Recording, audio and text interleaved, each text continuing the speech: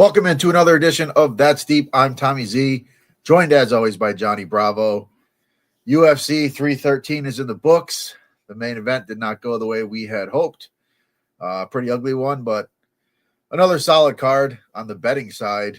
I was up 1.5 units on the sheet. I lost I didn't lose, but I had the Curtis Blades plays that were voided.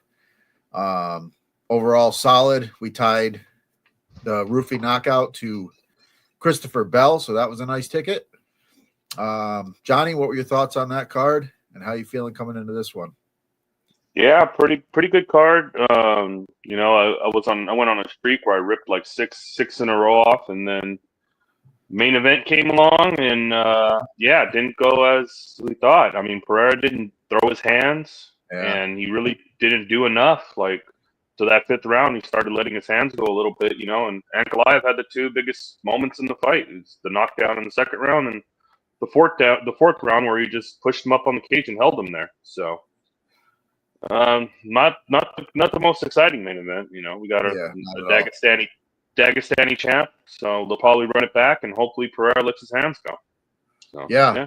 Hopefully that's what I'll be on him again. Now we got a dumpster fire to dig into today. So yes, sir. Yeah, all right. We got 13 fights to break down here. Like Johnny said, kind of an ugly one, but there's money to be made, so we'll do what we can and see if we can scrape something this weekend. All right, our first fight on the card is in the women's flyweight division. We have Eunice Dubin taking on Carly Judice. Dubin coming off the Ultimate Fighter, off of the Contender Series. She was a massive underdog on that show. She landed a massive KO pretty quickly in that one. Dana White lost his mind. Taking on Judice here, who's new to the UFC as well. Not much to go off with her either. But to me, a little bit more technical. What are your thoughts on this one? Yeah, this one is, Eunice Dubin, she landed that pretty sick KO, big overhand right, dropped old girl, big underdog on the card, crazy knockout.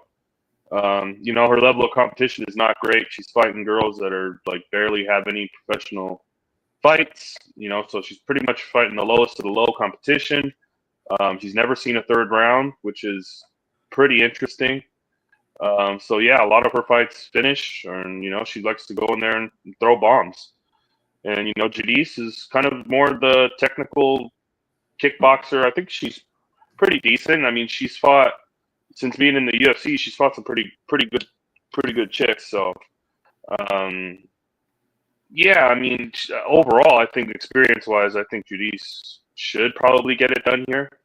But Dubon's got big power, where if she can touch the button, I'm sure she might be able to put her out. But I think Judice just picks her apart, and I don't know. Maybe she can finish her. She's never seen a third round. We don't know how the cardio is going to look getting later into the fight. So I don't know. Probably a Judice decision, maybe a late finish. Yeah, I agree. I think the KO was nice, but she still has some holes. And Judice, to me, just seems like an overall better fighter.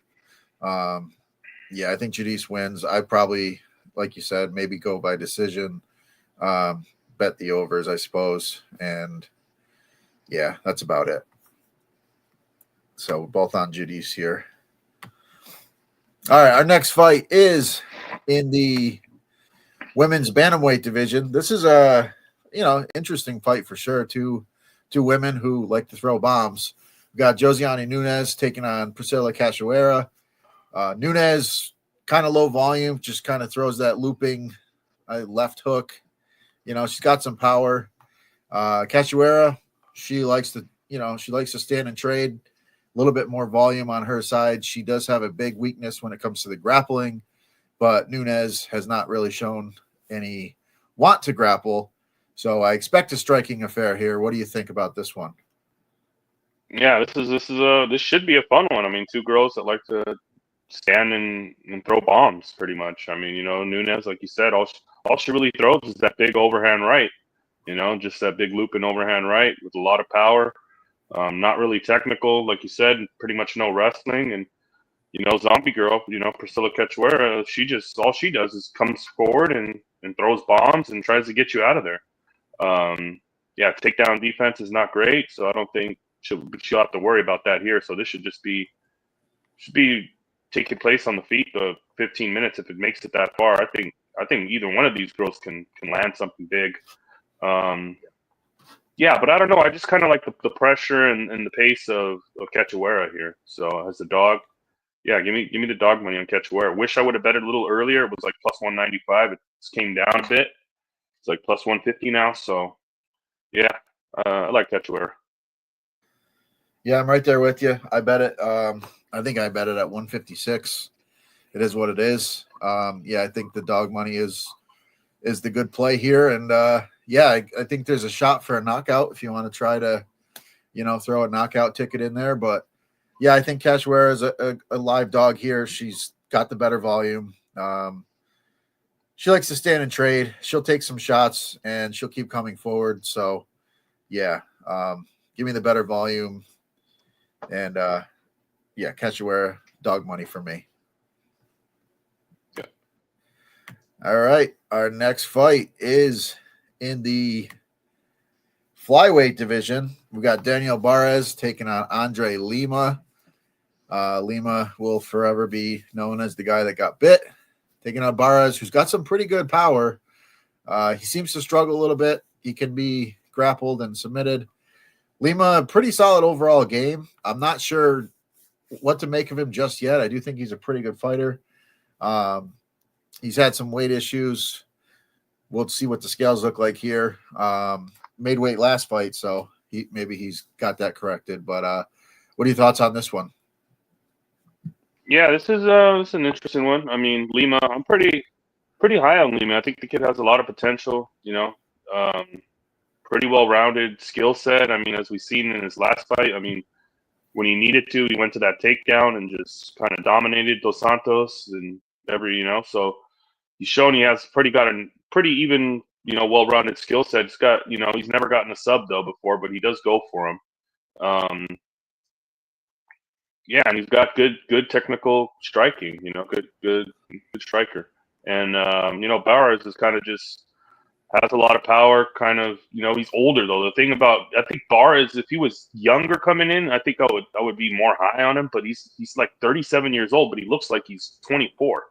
Right.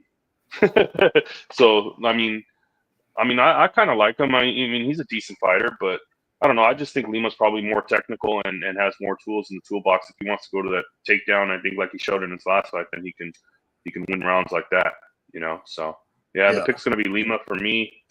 Probably, I don't know. I think I could see him finishing him, but I don't know. Maybe an over 1.5. Maybe Lima and over 1.5 might be a decent look. But yeah, give me Lima. Yeah, I kind of like that. I think Barres is dangerous early. We've seen him land some pretty heavy shots in the UFC. He is live.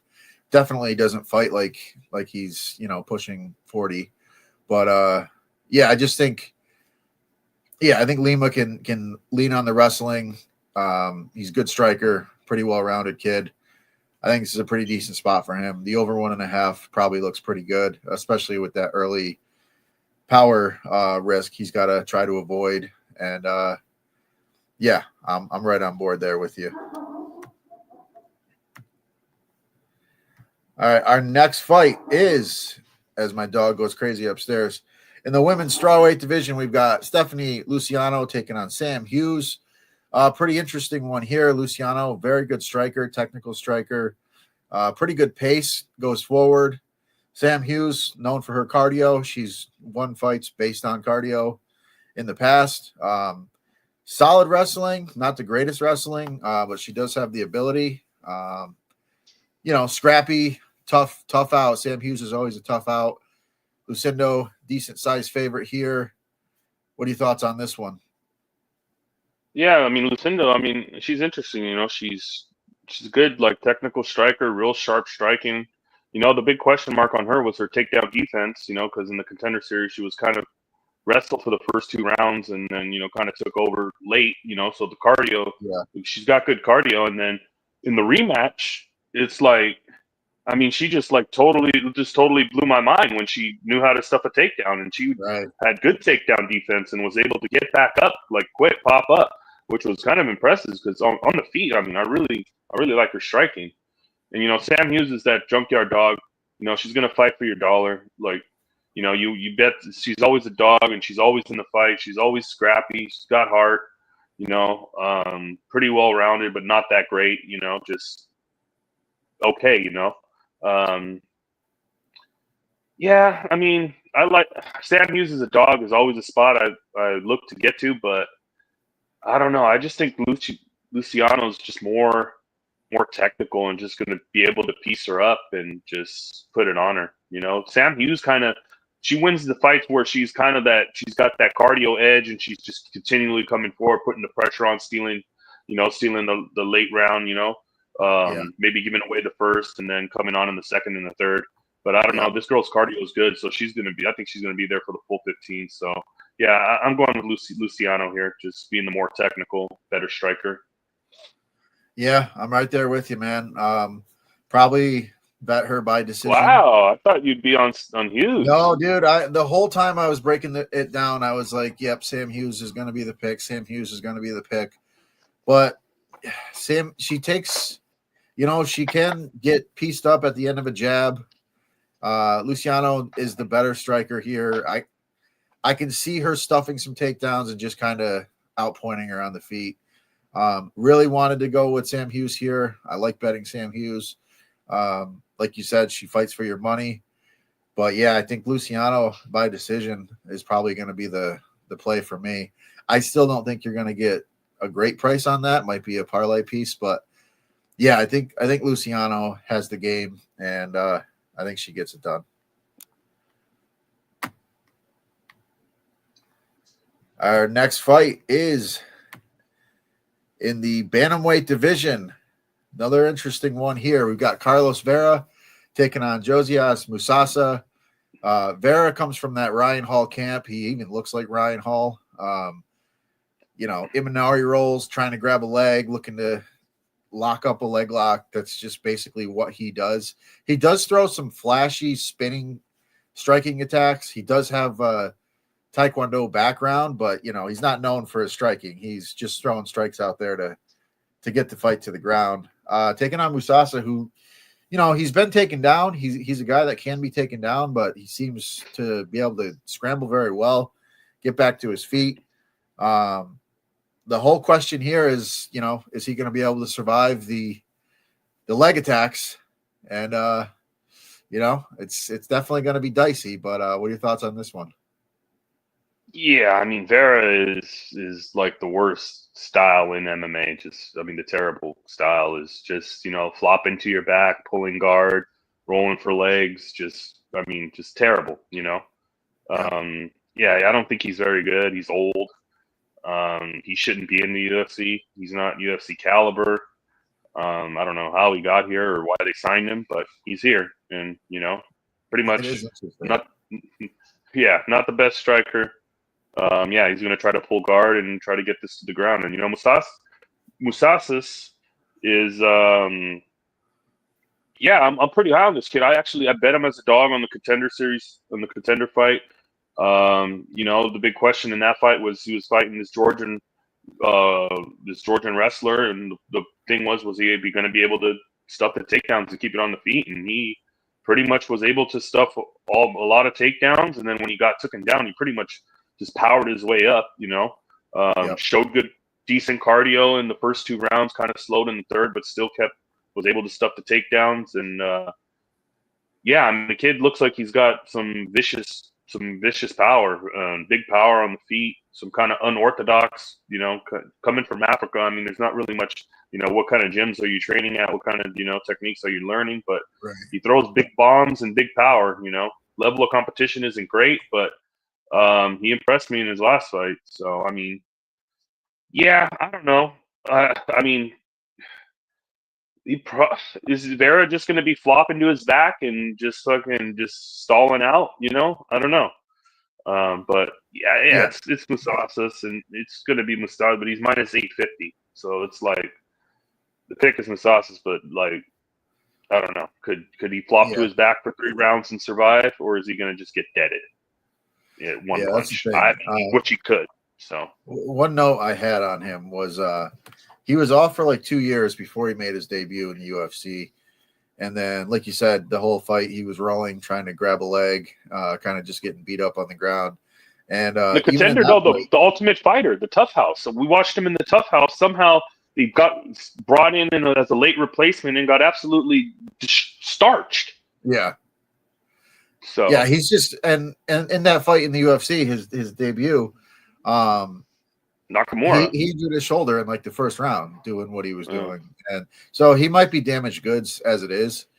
I think he probably gets at some point. It almost seems like Mousasi is going to find one of those hammer fists. You know, he's going to be grabbing onto the ankle and he's just going to start hammer fisting him, and it's just going to be.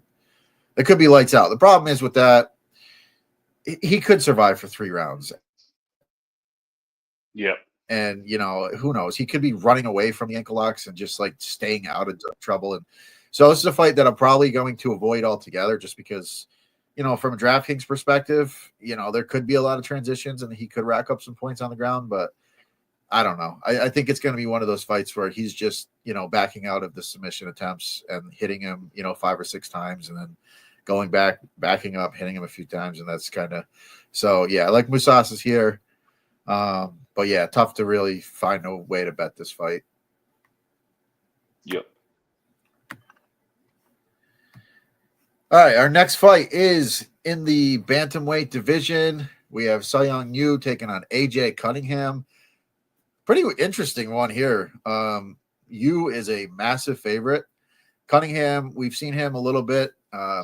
He got pieced up pretty bad by Ludovic Klein in his UFC debut. He got knocked out on the Contender Series. But he is a very good – he's a tough kid overall. I know he's been knocked out a couple times, but he is a pretty tough kid. He's training with Bryce Mitchell, who's a very good grappler. Yu is going to come in and look to grapple here. He's not much of a knockout threat. So to me, this line seems pretty wide. There's a lot of unknowns with both guys. What are your thoughts on this one? Yeah, I think the line is a little wide. You know, he's one of these road to fucking UFC guys who's fought absolutely nobody. I mean, he hasn't looked the best. I mean, he's got no power. The striking isn't that great, but he does have, you know, pretty good grappling, and you know, but you know, I mean, that's about it. We just don't know a lot about him. He's fighting these low level road to the UFC guys. You know what I mean? And It's like, I don't know what to make of this guy. He doesn't look great, but he's, you know, I don't know. You don't know. It's a big mystery, you know? And then, you know, we got Cunningham, I mean, who pretty much like, I mean, you heard his story on the Contender Series. I mean, the kid was getting fed dog food by his parents and just beat up and all kinds of just, you know, yeah, crazy fucking story, you know? Yeah. He seems tough, you know? I mean, he goes in there and takes beatings pretty much, Ludovic Klein, but I mean, it's a level of competition. Seong Yu is no fucking Ludovic Klein, you know what I mean? So I don't know. He's training with Bryce Mitchell, so you would think the takedown defense would be on point. You know what I mean? If you got Bryce Mitchell, I mean, if you're training with, I mean, Bryce Mitchell will destroy Seong Yu. So it's like you're training with him, you're getting, you know, that wrestling, and you should be able to stuff these takedowns. You know what I mean? Where you do kind of have the advantage on the feet. I think this is a pretty close fight here. I think the line is way too wide. Spot I'm waiting for is that Cunningham plus 3.5. Yeah. That'll be something I'll be on. It's probably going to be like plus 200 or something like that. Yeah. So yeah, that's a spot I'll be looking. You know, I just don't like this Yu guy. So yeah, man. I did throw. I might have threw. I can't remember if it was a quarter or a half. I did throw a bet on Cunningham. Like you, I do want to see that plus 3.5. I will be betting that. It's going to be plus money, and it's going to be, you know, a decent price. I don't think this guy's a very big threat to knock out Cunningham. Cunningham fought at 55 against Ludovic Klein. This fight's at bantamweight, so yeah, so he's going to be huge here. Yeah, he seems like he's going to have a pretty good size advantage. I think the kid's tough as nails. I do think he's got some skills. I mean, he even cracked Klein a couple times, but Klein's just a way better fighter. So it is what it is. So yeah, I think the line's kind of crazy, and if I go down with this one, I go down with it. But it's worth a shot. And yeah, like you said, I'll be looking at the plus 3.5. That's going to be plus money, and you know what? That's going to be worth a bet for sure. Yeah, I like that. Yeah, I've been thinking about that all week. Yeah. All right. The next fight is one of the worst fights on the card, if I'm being honest. We got Waldo Cortez Acosta taking on Ryan Spann, heavyweight fight. Spann moving up to heavyweight. He's a pretty big guy, 6'4", 6'5". I'm not a Spann guy. I don't think you are really either. Not really a Cortez Acosta guy either, but I think he could probably put the volume on and just kind of pick him apart for 3 rounds if it goes that far. What are your thoughts here? Yeah, this one is something. This is two guys that I'm not too high on. I mean, Ryan Spann moving up to heavyweight, so I mean, he's not going to have to go through that weight cut. We pretty much we know what we're getting with Ryan Spann. We're getting that he's got that power guillotine that he uses in round one. If he doesn't land that, then he probably gasses out. He does have decent power and decent striking, but he gasses out. So I don't know, moving up to heavyweight, will that maybe help his cardio? I don't think so. I think he's pretty much a finished product, and he is what he is. Terrible fight IQ. He could be in spots, and you think he's going to win, and he should win, and he doesn't win. So yeah, I'm not too high on Spann, and Waldo Cortez Acosta. I mean, he's a good technical kind of decision boxer heavyweight. He has he has boxing on his record. He was a boxer before I think MMA, so he's kind of a technical boxer on the feet. We've seen him. I mean, to Spain. I mean, we've seen him. He did what he had to do and took down that guy. But I mean, anybody could take that guy down. Austin Lane took him down and held him down. So I don't really give him too much credit on that one. But I mean, yeah. I mean, he's got good striking, and if he can stay safe here and out of round one, I think he should just probably ease his way into a decision. Or because I mean, Spann might have a good first round and just he'll die off. So. I don't know. I think Cortez Acosta eventually pulls away and, maybe catches him. So yeah, I like Waldo Cortez Acosta. Yeah, same. Not I'm never too confident in him, but I do think overall he is the better fighter. And going back to the heavyweight thing, it might even hurt Spann because he's not going to be training as hard because he's not going to have to make the weight. So I'm curious to see what he's going to look like. Is he just coming in here, not really in shape? Who knows? But yeah, not a big Spann fan, and Waldo Cortez Acosta for me as well. Yep. All right, our next fight is in the featherweight division. Got Singwoo Choi taking on Kevin Vallejos. Vallejos, the kid looks like the real deal. I mean, he's got 1 loss on his record. That's a decision loss to Gene Silva. No shame in that. Choi is an auto fade for me. Like I've said in the past, if a guy's been knocked down 3 times in his last couple fights, I generally fade that guy. He's been knocked down 5 times in his last 3 fights. He's been knocked out 2 out of his last 3. Vallejos throws bombs. Making his debut here always scares me to bet a debuting fighter, but I like Vallejos a lot. What are your thoughts on this one? Yeah, I like Vallejos a lot. I like his striking. It's really technical. It's real sharp. Good cardio. I mean, the kid. I mean, that Silva fight. He won that first round, and then Silva kind of took over. Fought competitive, close fight. And then he came back on the contender series and just absolutely destroyed that guy, Teague or whatever his name was. We bet him in that fight and we cashed the ticket there. I mean, Sungwoo Choi is just the durability. That's my problem is that chin has been cracked. I mean, he goes in there, he throws bombs, he likes to go to war, he'll scrap it out. But I mean, it's just that chin, that durability is just toast. You know what I mean? But he will go in there and try. Yeah. But I just think Vallejos is just way more technical, and the striking is really, really crisp. So, yeah, I think eventually he finds the button and puts Choi away pretty easily. Probably rounds 2 or round 3. Yeah. I threw a bet on the board. Well, not on the board. I didn't put it on the sheet, but I tied Jason Tatum's over points last night to his knockout, to his KO. So I've got a ticket on Vallejo KO at plus money now.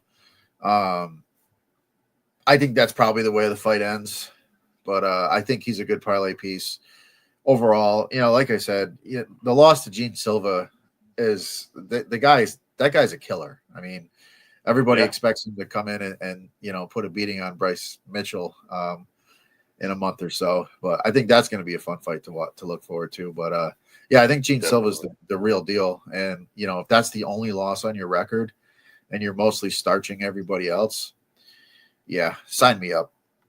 I'll take Vallejos. Yeah. All right. Our next fight on the card is in the light heavyweight division. We have, I'm going to screw this name up, DR Nergaze taking on Brendan Ribeiro. Ribeiro, another guy I'm not super high on. He's got some good power. He can be taken down and held down. Nergaze, pretty solid, good striking from what I've seen. Can grapple. Still a lot of unknowns with him as well, but I do think he's pretty solid overall fighter. What are your thoughts on this one? Yeah, Nerdizhai or whatever Nerdizhekanjai, whatever his name is. I mean, he seems to be all right. He's got good striking. It seems like he can go to the wrestling if he needs to. Just kind of the weird thing is this guy has this like twitch where he kind of wipes his eye. Oh God, which is kind of weird. And like when I bet him in the Contender Series fight and I'm watching that, I'm like, what is this guy doing? Like what? And it's just, I guess it's a tick he has. So I don't know, that's kind of strange. But I mean, he seems like a decent guy. Some power, good power. And Bernison Ribeiro is just another guy which is just not very good, and I don't think he's UFC level. I don't think the cardio is very good. I mean, I guess he can land. He does throw bombs, and he can land too. But I mean, it'd have to be early in the first round, because I just think he just dies off the cliff after 5 minutes. So yeah, I agree. Yeah, not high on Ribeiro. Think he's probably gets cut here after this one. He probably gets starched and finished, and Nerdizhai knockout. Yeah, I'm with you there. The other thing that I after you mentioned the Twitch thing that just drove me crazy was Nerdizhai's cornerman spits water in his face. Oh yeah, that was funny. What is that? That's that. That drove me crazy to see. But yeah, so weird. You see a lot of weird shit when this guy fights, but he is a good fighter. He's a good striker, pretty steady. And yeah, Ribero's not. He's not. Yeah, he's just got some holes, and I'm with you, Nergaze here, and potentially by knockout. Yeah. Our next fight is in the bantamweight division. We got Damon Blackshear taking on Cody Gibson. Blackshear, I think he's a really good fighter. He's got some losses on his record. He got starched a couple fights ago, which broke my heart. I had a few bets on him that night. Got knocked out in like 18 seconds. What's that? I had Montel. Well, yeah. So you were dunking on me that night, but yeah. Overall, Blackshear's got a very good grappling skill set. He's got some good striking as well. But taking on Cody Gibson here, who likes to wrestle as well. Pretty solid striker. He had a nice debut. Well, it wasn't a debut. It was the Contenders. It was the Ultimate Fighter finale, where he threw like 160 strikes. Was pretty impressive against Brad Katona. Ultimately lost that fight.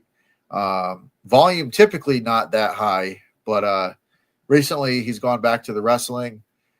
Probably going to be a grappler's delight here, I would expect. What are your thoughts on this one? Yeah, it should be. I mean, it should be. I mean, Gibson kind of like that's where he wants the game to go. He wants to use his wrestling and his grappling. He's kind of one of these guys, another one of these guys that are older guys getting old. Second run in the UFC. Coming up. Got a contract out the Tough House. Not really too impressed with them. Just kind of meh kind of fighter. So yeah, and the striking isn't really all that. Not really much power. Not a lot of finishing upside. Decent grappler. But not the greatest of fighters. And Blackshear kind of middle of the road, kind of inconsistent. Has a lot of skills. Good grappling, like some good subs. Decent power in his hands. Striking's not the greatest, but he does have power in his hands. Yeah, I mean, I just think he's just going to be too strong for Gibson here and just be able to just overpower him and outmuscle him. And Cody Gibson's been subbed before, and Blackshear has some pretty good sub techniques. So yeah, yeah, I think it's Blackshear and Blackshear probably by sub. Yeah, I agree 100%. I think Blackshear's grappling is it's levels above. I do think they're going to grapple a lot. And if it is on the feet, I mean, I think Blackshear is just fine on the feet. He's got good striking. He throws those knees. Like I said, he's been clipped in the past, but Cody Gibson, not really a knockout threat. So, yeah, I like Blackshear here. I like him a lot. I think he's a good DraftKings play just because of the grappling. And, yeah, there's definitely some finish upside here. I think the sub is more than live in this one. Yeah. All right, moving right along here. Our next fight is in the lightweight division. We've got Alexander Hernandez, who's always an interesting guy. He's got some really good skills, but man, he's up and down. Taking on Kurt Holloway. I'm a big fan of Kurt. He's a Team Jakau guy. I'm always backing him. If I'm not confident, I don't bet him. But generally speaking, I'm either betting him or I'm rooting for him. I think it's a pretty competitive fight. Holloway has got good striking. He's tough. He comes forward and he's got that jiu-jitsu. Hernandez, like I said, he's always he's hit or miss. He's very skilled. He's got some power. He can grapple as well. What are your thoughts on this one? Yeah, I mean, Alexander Hernandez is kind of like one of the biggest like flakes in the UFC, right? I mean, the guy comes in and has like, some crazy, he knocks out Beneil Dariush, has some good performances and, and just like he had some problems on the scales, just not really, cutting down in weight, trying to go down and then coming back up. And, he could look good in the first round and then completely fall off a cliff with cardio wise, or he can look good for 3 rounds in one fight. He's kind of really a tricky guy to kind of cap. I mean, yeah, it's like really I'll be high on him and like he'll let me down, and then yeah, he's just a weird fighter to get behind. I don't know. It's weird. And Holloway, that's your boy. I know you're going to be on Holloway here, but yeah, I mean he's all right. He's not really nothing special anywhere. You know what I mean? He's just kind of decent all around. I mean, he's got okay striking. And, he's got some grappling in his back pocket, but he can get grappled himself, though. So that's another thing. So I don't know. I'm not really high on backing Kurt Holloway, but I don't like laying this minus money on Hernandez. You know what I mean? So it doesn't make me feel good, but I think he probably wins this fight. But it's kind of hard to get behind him, I don't mind a dog shot, but I'm not. I can't get excited about that either. So I don't know. Lean Hernandez, but yeah, I'm on Hollabaugh here. I think he's live. He's got that dog in him at least. As the fight gets grimy and dirty and late, he's going to push forward. Yeah, we've seen him get grappled and held down in the past, and he's tried to throw up jiu-jitsu and kind of get stuffed.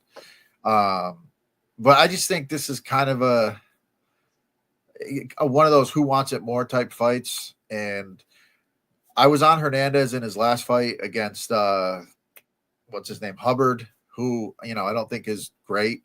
And Hernandez snuck that one out.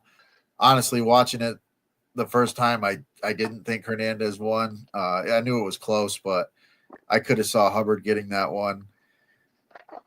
Yeah, I don't know. I mean, I like Kurt. I like to root for him. He's a dog here, so I'm going to take the shot. I think he's got what it takes to win this fight. It's a coin flip, and yeah, I think the dog money's worth the shot for me.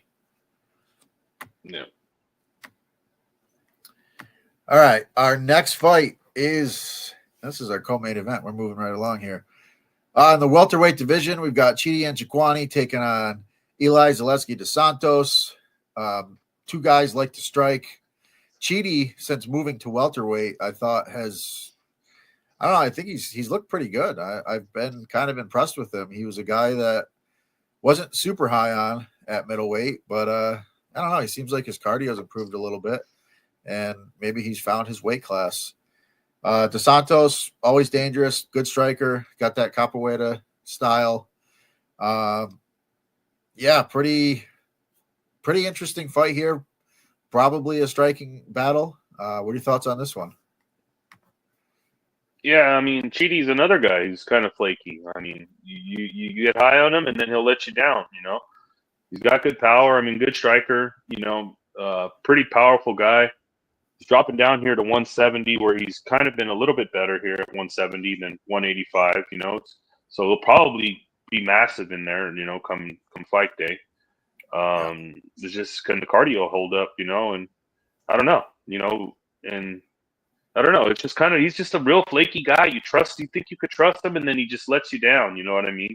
And Zaleski is he's a dog. He's a warrior. He's getting older. But he's a dog. He goes in there and he'll fight for your money. You know what I mean?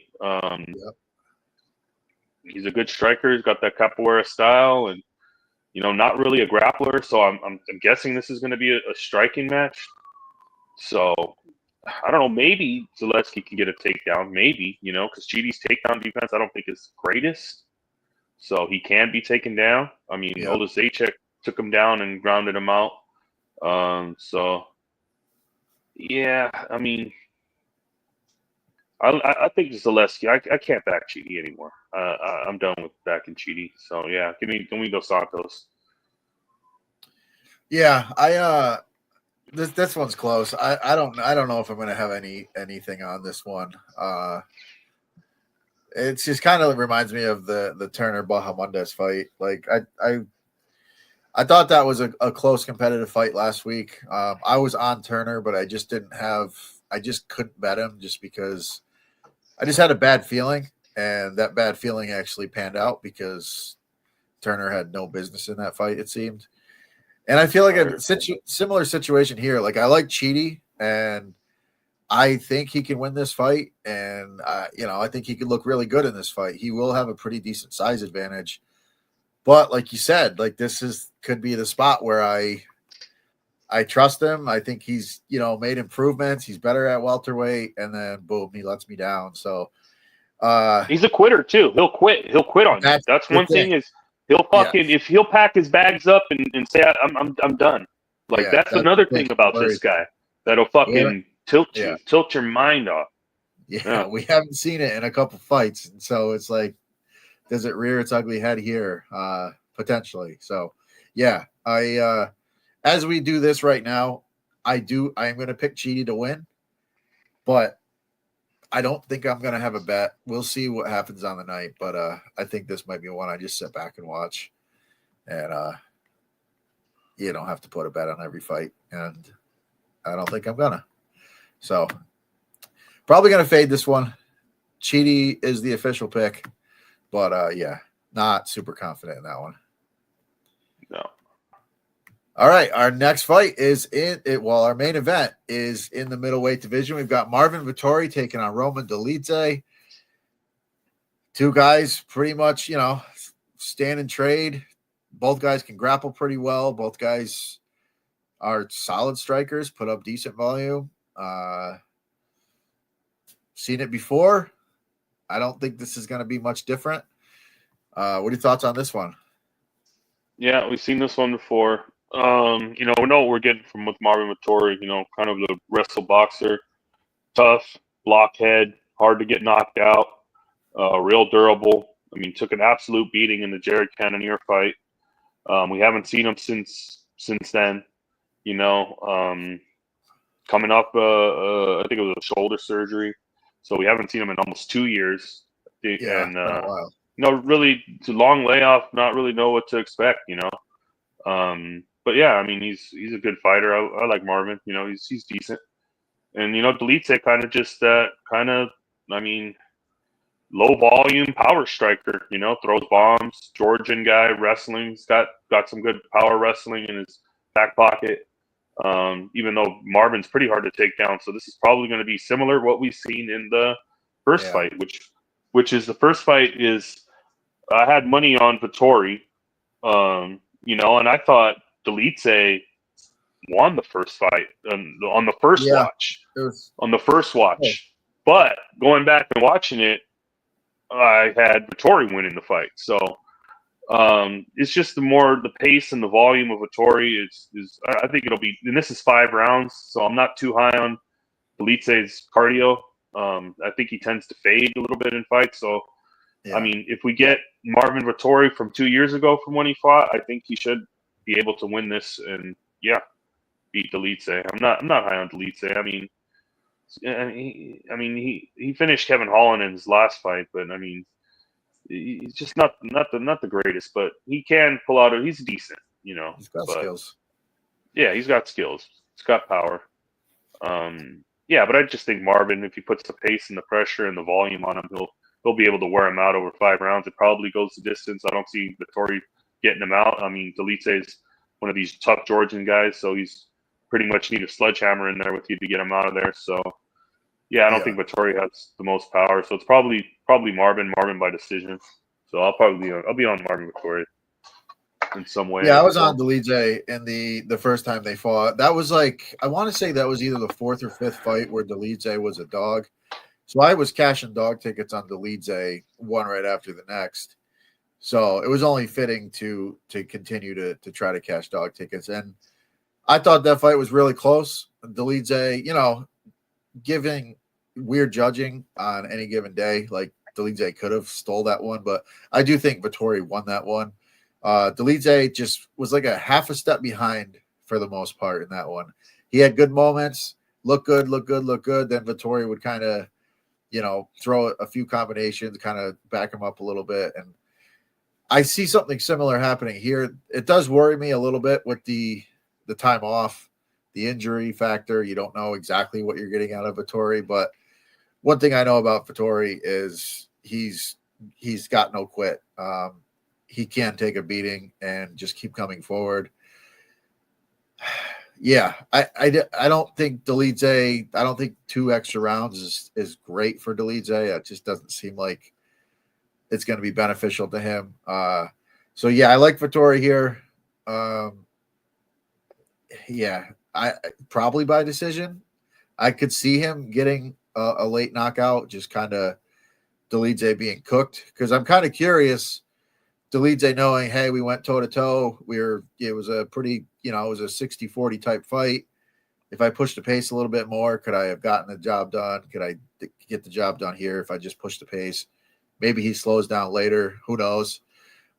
So again, I think it's a really close fight. Both guys are they're pretty relatively evenly matched, but yeah, I just think Vettori if he comes in here and he's healthy, I think he's just going to be a step ahead and just win on volume. So yeah, Marvin Vettori here for me, and yeah, and I like the overs in this one. So that's it. We've it's not the prettiest of cards, but like I said, there's always money to be made. Sometimes we have our biggest nights on these trash can type cards. As always, we'll be live all weekend. We have a truck race this week. We got a truck race on Friday. We got Xfinity, and we've got a cup race. Last week was nice. Cashed some big tickets in the cup race. I plan on tying some UFC stuff to the NASCAR race as we did last week. And, it's Vegas, a much more, I guess, predictable track. So looking forward to another good weekend on the NASCAR front. And, so tune in, Nuke the House.